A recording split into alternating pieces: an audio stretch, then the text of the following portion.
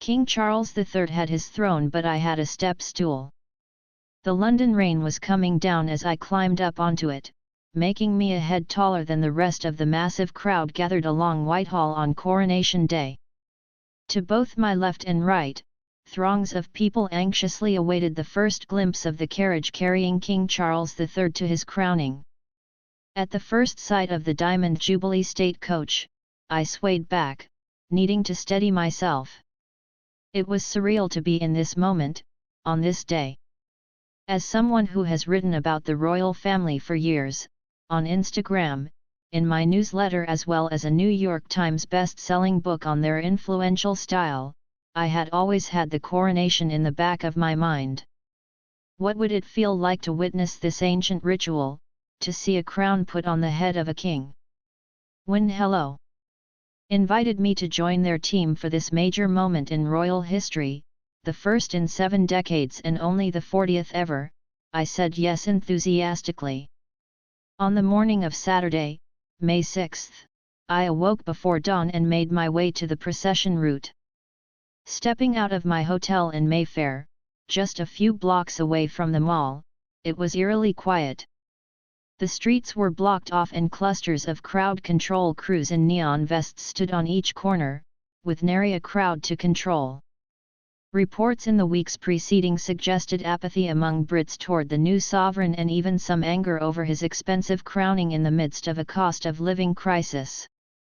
Was this stillness a sign of those polls playing out? As I neared the procession route, the mood changed markedly and the story changed entirely. The buzz built with each block. By the time I reached Trafalgar Square, there were so many people it was nearly impossible to weave through the crowds. Police officers turned people away from joining the already packed sidewalks. Street crossings were sparse, sending me on a circuitous route to our Hello meeting place.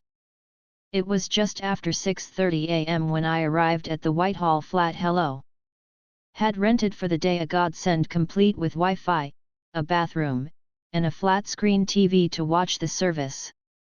The narrow sidewalk in front was already 3 rows deep with people who had been waiting for hours along the maze of barricades. Up in the top-floor dwelling, with windows that opened wide to offer a bird's-eye view, I changed into the dress I bought specifically for the day by Self-Portrait, a British brand worn often by the royals. Then it was straight back down to the crowds to get a sense of the mood. From the hints of small talk I caught, people were happily chatting with their neighbors, anything to make the time pass. The first order of business was filming with Hello reporter Isabel Casey, who could not have been more lovely. Our smiles say it all.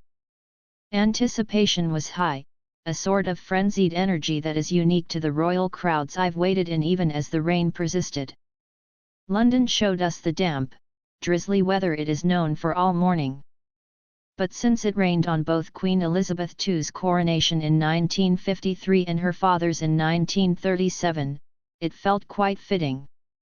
Before too long, we got word that King Charles and Queen Camilla had left Buckingham Palace en route for Westminster Abbey.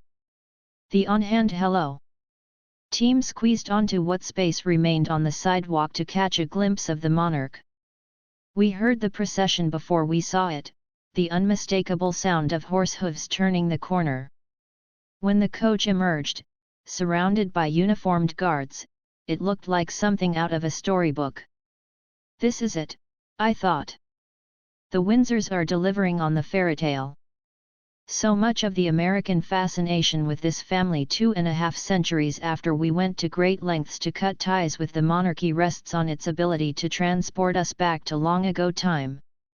We were luckily on the same side of the street as Charles, affording me a clear-as-day glimpse of him through the coach's large window. The king seemed to glow, his face frame